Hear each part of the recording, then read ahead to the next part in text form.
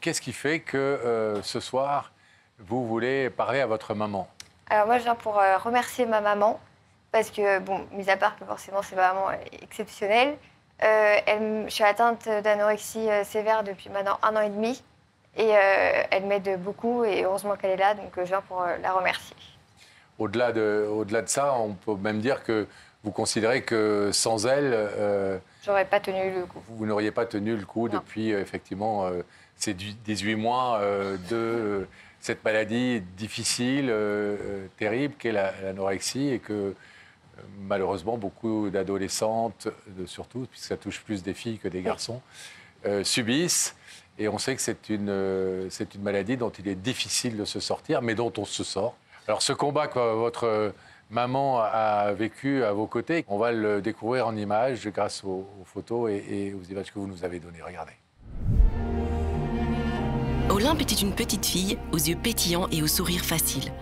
Après la séparation de ses parents, elle grandit auprès de sa maman Aurélia, entourée de son beau-père et de ses petits frères et sœurs. Sa vie semble si heureuse. Et pourtant, la relation avec son père ne se passe pas bien du tout. Olympe souffre à l'intérieur sans jamais rien dire. Et puis un jour, le mal-être prend le dessus. Olympe change. La fillette a le regard triste désormais et les sourires se font rares. L'adolescente veut disparaître. Alors elle prive son corps de nourriture. Dès les premiers signes, sa maman remarque que quelque chose ne va pas. Elle ne reconnaît plus sa fille. En effet, Olympe ne va pas bien. Elle est anorexique. En quelques mois à peine, elle perd près de 20 kilos. Ne pesant plus que 31 kilos, son pronostic vital est engagé. Si elle ne s'alimente pas rapidement, elle ne tiendra pas longtemps. Aurélia met alors sa vie de côté. Elle arrête de travailler et passe ses nuits à son chevet. Assiste à chacun de ses repas, l'accompagne chez tous les spécialistes. À chaque instant, elle est présente. L'amour de sa maman donne à Olympe la force de se battre. Jour après jour, la moindre bouchée est une victoire. Chaque gramme sur la balance est un pas vers la guérison. Cela fait 1 an aujourd'hui et la jeune fille n'a pas encore terminé son combat. Alors ce soir, si Olympe a souhaité inviter Aurélia sur le plateau de Y'a que la vérité qui compte, c'est pour lui dire « Maman, je t'aime, merci d'avoir été à mes côtés. Sans toi, je ne serais plus là. »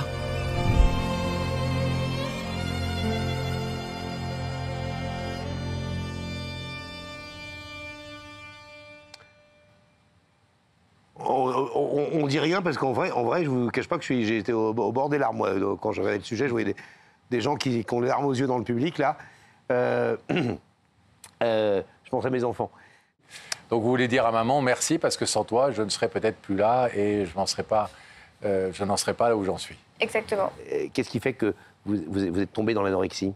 En effet, donc moi j'ai grandi essentiellement avec ma maman et mon beau-père qui m'a élevée. Et c'est vrai que voilà, un drame familial fait que quand on grandit, je pense que souvent à la période de l'adolescence, 15-16 ans, le corps change, tout change. Et il y a beaucoup aussi de comparaisons. Et c'est vrai que moi, avec ce que j'ai vécu, je pense que lors de l'adolescence, j'ai commencé à un peu me questionner sur mon apparence. Alors en plus, j'ai toujours été un petit gabarit, je ne suis pas très grande, etc. Mais c'est vrai que... Et vous êtes particulièrement jolie. Merci. Ouais. Et donc du coup, c'est vrai que j'ai aussi rencontré des problèmes qui ont fait que je me suis posé des questions et que j'ai commencé à vouloir changer. Et j'ai trouvé la solution de perdre du poids alors que j'étais en effet déjà un petit gabarit. Et c'est vrai que après, on tombe dans un cercle vicieux, on perd 1 ou 2 kilos et après, on n'arrive plus à s'arrêter. Et après, moi, j'ai perdu au total 17 kilos en l'espace de 3 mois, ce qui est quand même très dangereux et très rapide. Et après, voilà, c'est un cercle vicieux et c'est difficile après de se rattraper. Mais c'est pas voulu, forcément, j'ai pas voulu arrêter de manger comme ça. J'imagine que vous avez vu des psys, des médecins, des nutritionnistes, oui. Tout l'arsenal, soyons justes, on dit souvent à quel point il y a des gens formidables qui s'occupent de tous ces jeunes aussi, qui ont des problèmes, etc., dans plein de secteurs. J'imagine que vous avez rencontré les bonnes personnes et des gens bienveillants. Justement, heureusement que ma maman, à ce moment-là, était là, parce que c'est vrai qu'elle connaît un peu mon fonctionnement. Et dès le premier kilo que j'ai perdu, elle s'est doutée un petit peu que ça allait être plus qu'une histoire de 1 ou 2 kilos. Et voilà, ça allait être plus compliqué que ça. Donc directement, elle m'a emmenée en fait, chez un médecin et elle a dit je pense qu'il faut surveiller. Parce elle n'a pas laissé les choses se créer comme ça. Elle a tout de suite compris qu'il y avait un petit problème. C'est ça. Elle a intervenu. Cerné le truc. Mais néanmoins, ça ne nous a pas empêché de perdre beaucoup trop de kilos en quelques semaines à peine. En fait, ce qui s'est passé, c'est que donc, moi, j'ai commencé à avoir une prise en charge en septembre. Et c'est vrai qu'à ce moment-là, j'étais déjà un cas très grave. mais pas assez pour les médecins, puisqu'il y a très peu de lits et très peu de places dans les hôpitaux. Et donc, en fait, pour vous donner un exemple, une fois, je me suis retrouvée aux urgences parce que j'avais vraiment plus de force, j'étais au bord du malaise. Et je suis tombée sur une médecin qui m'a dit, écoutez, oui, c'est grave, mais là, on n'a pas de place. Donc, ce qu'elle a fait, c'est qu'elle m'a jeté une madeleine et qu'elle m'a dit, écoutez, mangez la madeleine. Et forcément, ça n'allait pas me guérir, je ne l'ai même pas mangée. On m'a renvoyée chez moi et ma maman est rentrée en pleurs à la maison.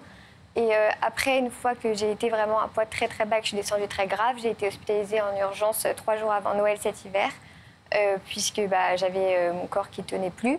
Et on m'a posé donc la sonde nasogastrique pour être renourrie plus facilement, parce qu'après, même si on remange, une fois que le corps est descendu trop bas, il y a trop de dégâts qu'on ne voit plus et qui ne sont pas réparables comme ça avec l'alimentation. Et malheureusement, j'ai repris un petit peu de poids que j'ai reperdu très facilement ces derniers mois. Et là, la semaine qui arrive, je retourne à l'hôpital pour avoir à nouveau la sonde nasogastrique. D'accord. Votre mère, quand on dit dans le sujet qu'elle était là, chaque bouchée, chaque gramme, elle les comptait, c'est comme ça que vous l'avez vécu au quotidien, elle était vraiment là, présente presque physiquement à côté de vous? Oui, faut savoir que du coup, elle s'est arrêtée lorsque j'ai été hospitalisée d'urgence et elle passait donc ses journées en fait à l'hôpital et parfois c'est vrai que c'était pas forcément super, hein, j'étais pas forcément très joyeuse. Parfois aussi, la maladie fait que, en mangeant, je suis un peu irritable. Donc, je vais avoir pas forcément des paroles toujours très faciles, ce qui peut être aussi dur pour une maman, parce que forcément, c'est pas de sa faute. Et moi, je m'en rends pas compte. Et c'est vrai qu'elle a toujours été quand même à l'écoute, calme. Elle m'en a jamais voulu. Elle a toujours vraiment été super bienveillante. Elle est restée sur le lit d'hôpital jusqu'à ce que les visites se terminent tout le temps, à faire des coloriages, des bracelets, à essayer de m'occuper, à essayer de me faire rigoler. Mais aussi lorsque je suis rentrée aussi chez moi. Et c'est vrai que moi, je mettais beaucoup de temps à manger. Je passais au minimum 2 heures à table. Et elle restait 2 heures avec moi alors qu'elle me voyait pleurer devant mon assiette. Et elle me parlait de tout et de rien pour vraiment me divertir et que ça se passe pour le mieux pour moi. Essayez en quelques mots de nous expliquer, parce que c'est hyper intéressant, ce qui fait que vous êtes à table, vous savez que votre vie est en jeu, que vous êtes vachement mince. Alors je comprends que vous n'avez pas envie de bouffer et que ça ne rentre pas, si j'ose dire. Mais est-ce que vous avez tout à fait analysé, est-ce que vous pourriez nous l'expliquer avec vos mots, c'est quoi ce phénomène qui fait qu'on ne veut plus du tout s'alimenter? Oui, je comprends, c'est vraiment super difficile à percevoir pour les autres, hein, parce que c'est vrai que pour tout le monde, manger, souvent, c'est la vie, on se demande comment on peut arrêter. Mais c'est vrai, en fait, c'est plus compliqué que juste avaler la chose qu'on nous propose. C'est vraiment tout un travail derrière, psychologique. Ce qui fait que moi, je pars du principe où si je mange, je vais peut-être prendre du poids, je vais changer. Les gens vont peut-être plus du coup facilement m'attaquer, vont être méchants, je vais être plus vulnérable. Donc c'est vraiment plus compliqué que juste manger. Et c'est vrai qu'on arrive après, plus on descend et plus on tombe dans le cercle vicieux. C'est vrai que en fait, j'ai plus peur finalement de manger ce qu'il y a dans mon assiette que de mourir en fait. Et c'est vraiment la réalité. J'ai plus peur de me dire si je mange et si je prends du poids, qu'est-ce que je vais être que si je meurs, au moins je meurs, mais je reste comme ça. Comment vous imaginez si vous preniez du poids, parce que vous êtes fine, oui. Donc on peut se dire, c'est normal, vous traversez un moment un peu compliqué. Enfin, vous seriez super belle si vous preniez un peu de poids, c'est pas très grave. Oui, mais... On peut être dans l'embonpoint et être très beau gosse. Oui, et c'est paradoxal parce qu'en plus je le sais bien. Et avant, voilà, j'ai jamais eu de problème de complexe ou autre, je mangeais comme je voulais sans problème. Mais c'est vraiment compliqué et c'est encore quelque chose que c'est malheureusement surtout pas rationnel du tout. Oui. Donc mais c'est pour ça que comme beaucoup de maladies psychologiques, comme beaucoup de phobies, etc. C'est malheureusement le discours et la rationalité ne suffisent pas. Vous êtes entouré, vous avez à part votre maman une meilleure amie, des meilleurs copains, des gens proches? Oui. Qui sont là pour vous? J'ai un très bon entourage, voilà, que ce soit familial ou amical. Après, comme je dis souvent à mes copines, c'est vrai que j'ai pas forcément envie d'en parler avec elles parce que déjà, c'est pas quelque chose qui est facile à comprendre pour les adultes, donc encore moins pour les adolescents. Et c'est vrai que heureusement aussi qu'ils s'y intéressent pas non plus tout le temps que à ça, parce que c'est pas la vie d'une ado de 17 ans, la vie que je mène actuellement. Et je préfère savoir mes copines heureuses au lycée, à fêter le bac, faire des soirées comme tout le monde, que vivre actuellement ce que je vis. Donc d'un côté, pour elles aussi, je préfère que on discute pas de ça et on verra ça plus tard. Mais vous, Olin, parce que quand on vit ça, on arrive aussi à avoir des moments d'adolescente, je dirais, insouciante ou on est focalisé en permanence Je pense qu'au début, oui. Après, sur du long terme, non, parce que déjà, le corps ne suit plus. Moi, je ne peux pas faire sortie, je ne peux pas faire de soirée parce que je n'ai pas la capacité physique. Oui. Mais, et puis après, forcément, même sans le vouloir, il y a un isolement qui se fait, puisque je ne peux pas sortir et me dire, bon, où je vais manger, on verra ça sur le moment, parce que non, y a pas, moi, il faut que tout soit prévu. Je ne peux pas manger comme tout le monde, n'importe comment. Donc, forcément, ça crée de l'isolement obligatoirement. Si vous deviez nous décrire votre état aujourd'hui par rapport à il y a un an, en mieux ou en moins bien, qu'est-ce que vous diriez? Malheureusement, il y a eu du mieux. Aujourd'hui, je suis en pleine rechute, donc je suis à un seul petit kilo du pire que j'ai fait. Donc aujourd'hui, ça va pas très bien, mais j'ai espoir quand même encore voilà, tout n'est pas perdu, j'espère quand même. Donc j'ai quand même de l'espoir, mais aujourd'hui, c'est pas la meilleure des formes. Vous avez le sentiment que votre meilleure arme, à part votre maman, et moi c'est ce que je ressens, c'est ce qu'on ressent tous, c'est une forme de mental que vous avez incroyable quand même. Hein. Il faut. Que c'est ça qui vous aide aussi beaucoup? Oui. Je pense qu'il j'ai pas vraiment le choix. Et la seule chance, je pense, que je peux avoir dans la maladie, c'est que j'ai quand même conscience que je suis malade. Je me vois quand même malade. Vous n'êtes pas dans le déni? Non, alors ça fait pas tout, hein, ça me soigne pas, j'arrive quand même pas à manger. Mais c'est déjà quand même un grand pas et ça facilite quand même la chose. Et je sais qu'il faut que je guérisse et que le poids, il faut de toute façon en prendre pour vivre et que sinon je peux pas vivre. Et il y a encore, j'imagine, plein de choses qui m'attendent. Qu'est-ce qui a fait, alors que vous dites en ce moment je suis un peu en pleine rechute, c'est donc compliqué forcément, que c'est ce moment-là que vous choisissez pour venir dans notre émission? Parce que je pense que voilà, ma maman, de toute façon, je voulais déjà la remercier, mais que je pense qu'actuellement, elle est aussi très inquiète parce que les dernières nouvelles sont pas très bonnes et que je veux aussi la rassurer parce que parfois, c'est vrai que moi, voilà, je lui dis, je veux partir, je veux jeter l'éponge parce que je suis trop fatiguée, vraiment, je suis épuisée. Mais je pense qu'elle a besoin de sa fille comme moi, j'ai besoin d'elle. Et il faut aussi savoir qu'il faut lui dire t'inquiète pas, ça va le faire, même si parfois c'est difficile à percevoir sur le moment parce que je suis énormément fatiguée et qu'elle me voit aussi un peu dépérir tous les jours, c'est la réalité. Vous faites une démarche très étonnante quand même, parce que vous allez être regardé, vous allez être commenté.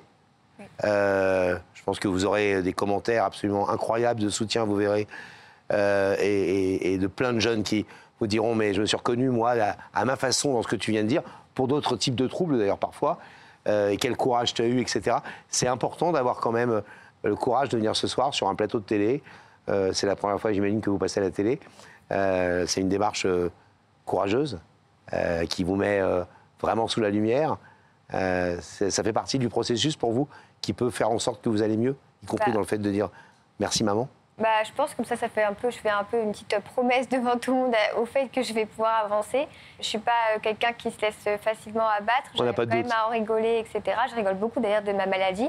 Donc je pense que ça va l'étonner sans trop l'étonner d'un côté. Mais voilà, faut faire passer le message. Voilà, on va aller accueillir votre maman Aurélia de l'autre côté de ce plateau. Et puis vous pourrez lui rendre cet hommage que vous êtes venu lui rendre ce soir. À tout de suite. À tout de suite. On referme le rideau derrière nous, on isole l'autre partie du plateau et on retrouve Rebecca et Aurélia dans la loge. Eh bien, je pense que Aurélia, qui n'a toujours aucune idée de ce qu'il attend, a envie de vous retrouver. Donc Aurélia, je vais vous demander de vous lever, de suivre Sam, et la vérité est au bout du couloir.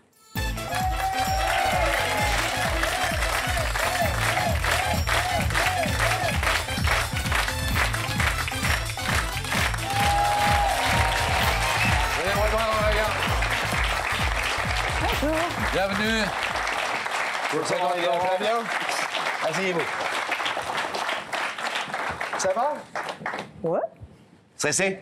un peu. C'est la télé qui vous stresse ou c'est Non, pas stressé, mais je sais pas trop ce que je fais là. Ah ouais? Ah. Vous n'avez pas du tout d'idée? Non. Non. Donc, enfin, j'en ai plein, mais... Ah. Vous êtes mariés? Oui. Le pauvre. Ah ouais. Ouais. Des Marié? enfants? Non, pas du tout. Oui, 4. Ah, D'accord. Quel âge? 8, 12, 17 et 21. ah vous avez... Filles, garçons? 2 gars, 2 filles. 2 gars, 2 filles. Impeccable, vous avez tout fait bien. Bon. Voilà. Alors, est-ce que je vous propose un premier indice? Regardez dans cet écran et quelqu'un va vous poser une question. Tu crois que derrière le rideau, tu vas retourner vers le passé ou faire un bond dans l'avenir? Est-ce que vous allez retourner dans le passé ou faire un bond Ouais, non, moi, je suis plus avenir. Pas très nostalgique des choses. Non. Genre, ce serait une vieille copine que vous n'avez pas vue depuis 20 Ah ans. ouais, si, Ah, si. ça peut être sympa. Ah bah alors, vous dites tout le temps oui et Si, non si, après, non, hein. mais en fait, je pensais pas amis. Oui, ouais, si. Ah, pensez à quoi? Non, un ex non, pas famille, quoi. D'accord, bon. Aurélia, un indice, deuxième Pascal indice. Regardez, Allez. à nouveau là-haut. On dit parfois que celui qui prend soin d'un enfant est un architecte de l'avenir. Tu n'es pas d'accord? C'est bien dit, c'est une jolie phrase. On parlait d'avenir tout à l'heure, et là d'architecte de l'avenir. Vous dites rien? Regardez-moi les yeux. Ouais, Cet indice-là, il vous dit rien? non. Vous l'avez bien compris? Ouais. Vous qui êtes maman de 4 enfants? Après, moi. Ça vous parle quand même. Non, mais en fait, je pensais que ça pouvait être. En fait, à la base, Oui. je suis venue là très sincèrement, au cas où c'était un de mes enfants, ou mon mari, mais mon mari, je savais que non. Je m'étais dit au cas où. Sauf qu'en me renseignant un peu plus, c'est pas possible. Ben non. Donc, Eh non, mais on vous l'a dit. que Pour sinon, votre mari, pour vous dire quoi? Pourquoi est-ce que votre mari qui vous voit tous les jours serait venu? Bah, je sais pas, il veut se remarier peut-être. C'est moi qui avais fait la. C'est moi qui avais fait la première demande. Ah oui. Oui. Ah, et vous pensez pour- que c'est votre Non, mais mari? c'est même pas. Si c'est lui, c'est plus le même. Pourquoi il est timide? Bah, ouais, la télé, non. Pour me dire quelque chose. Dis-lui, va lui dire qu'elle a tout deviné et que c'est rare. Non, je pense pas que ça soit lui. J'y crois pas. Est-ce qu'on vous propose de découvrir le visage de votre mari, le visage de la personne qui vous a invité dans ces écrans? Bah oui. Allons-y. Oh là là. Ah, ça fait peur, hein? Ouais.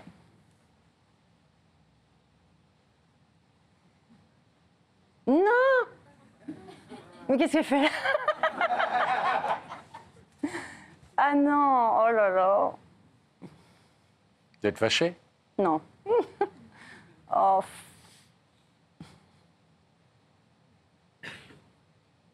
Ah, j'avais dit jamais. Je pleurais. Ouais. C'est ma fille. Votre fille, qui est une incroyable personne, qui nous a appelés pour vous dire ce qu'elle va vous dire dans quelques instants, mais je crois que vous commencez à comprendre. Et pour elle, c'est un moment très important ce soir, de vous faire venir ici. Est-ce qu'on lui laisse la parole? Oui. Olympe, c'est à vous. Bah, si je t'ai invité ce soir, c'est forcément mis à part pour te remercier d'être la maman que tu es au quotidien. C'est pour te remercier de tout ce que tu fais depuis encore plus que je suis malade. Parce que c'est vrai que c'est pas tous les jours facile et tu le sais. Et parfois j'ai très envie d'abandonner parce que c'est très dur. Mais que heureusement que tu es là parce que sinon je pourrais pas tenir parce que je suis très fatiguée physiquement et mentalement. Et que je suis quand même reconnaissante au quotidien d'avoir une maman aussi présente et aussi bienveillante, que ce soit depuis toujours, mais encore plus depuis la maladie. Et je suis consciente que parfois aussi, je peux être un petit peu désagréable et irritable, mais que j'ai vraiment, je sais la chance que j'ai de t'avoir, même si voilà, j'ai aussi d'autres personnes de la famille, mais je sais que si je t'avais pas toi, j'arriverais clairement pas à tenir le coup. Et je voulais vraiment te remercier d'être là. Et les prochains jours et les prochaines semaines vont être encore plus difficiles. Mais je sais quand même que je peux compter sur toi et je voulais vraiment te remercier parce que je pense que tu mérites de l'entendre parce que dans la maladie, les parents, faut également, je pense qu'ils soient remerciés à un moment donné parce que quand on a une maman aussi présente que la mienne, ça aide énormément pour la guérison et moi, ça me donne énormément d'espoir que tu sois ma maman.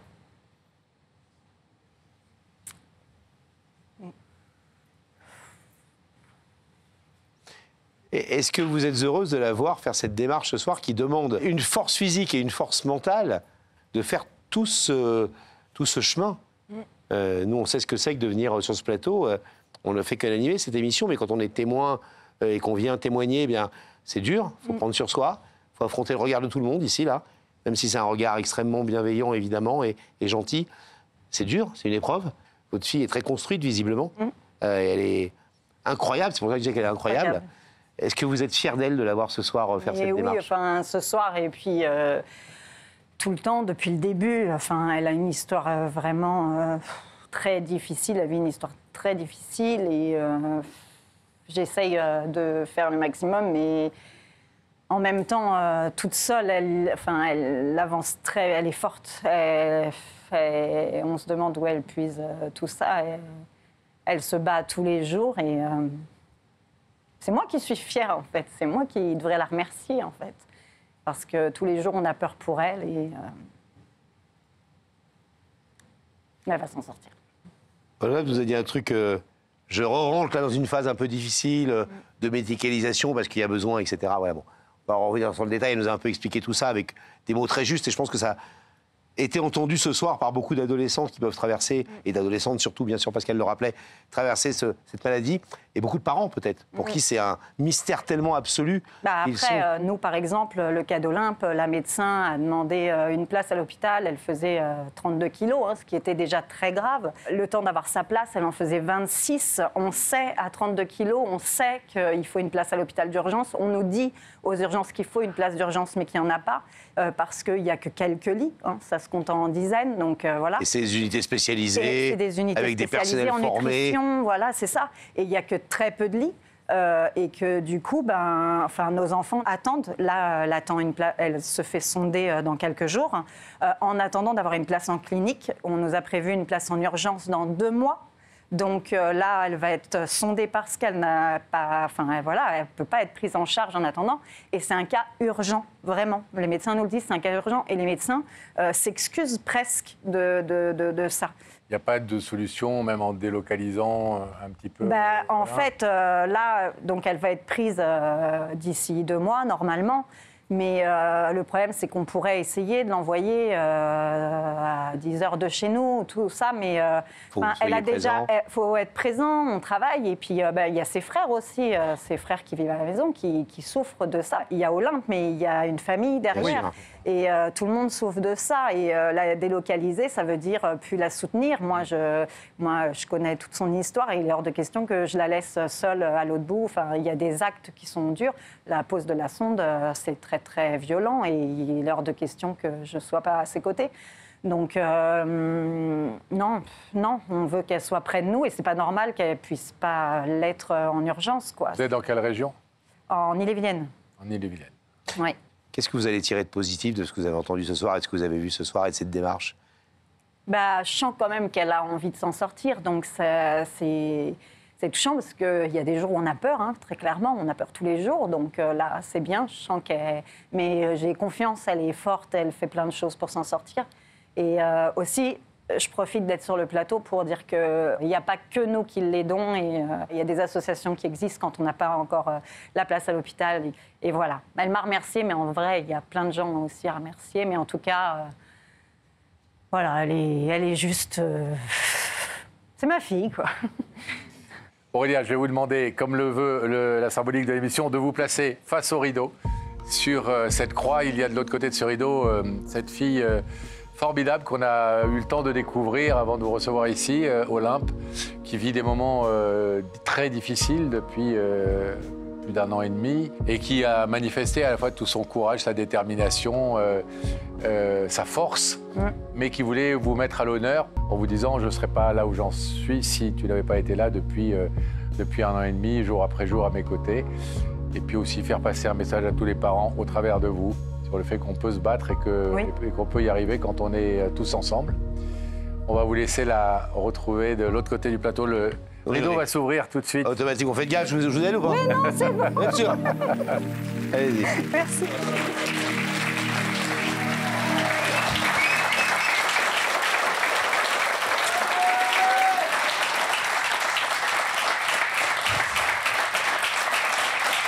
J'en profite parce qu'on se fait embrasser d'habitude. Ça va, Olympe? Oui, ça va. En tout cas, les chiens font pas des chats, comme on dit, mais vous avez une fille absolument incroyable. Merci. Et qui nous a tous beaucoup et touchés et séduits par son intelligence et sa force et son courage. Voilà. On va prendre de vos nouvelles, évidemment, nos équipes, etc. Mais je suis sûr qu'on fera même un plateau ensemble, un jour, vous verrez, et que vous nous raconterez comment vous êtes allé mieux et ce que vous avez dû faire. Parce que je pense que ça aussi, c'est plein d'espoir pour les gens qui nous regardent. Pour donner espoir aux autres. Gérer votre hospitalisation, il y a des urgences, ça, il faut vraiment faire attention à vous. Faites attention à votre maman aussi, mais vous le faites déjà beaucoup. Parce que ça paraît bizarre de dire que Ouais, c'est mais à elle fait elle de beaucoup faire. attention à nous. Oui, et, mais je pense que c'est un moteur chez elle. Votre espoir à vous. Je pense qu'elle est très inquiète que vous soyez inquiète aussi. On vous laisse repartir. Merci. Madame. On prendra vos nouvelles. Bon courage pour cette semaine qui s'annonce difficile. Allez. 28 Brexit, on est parti dans le Salut.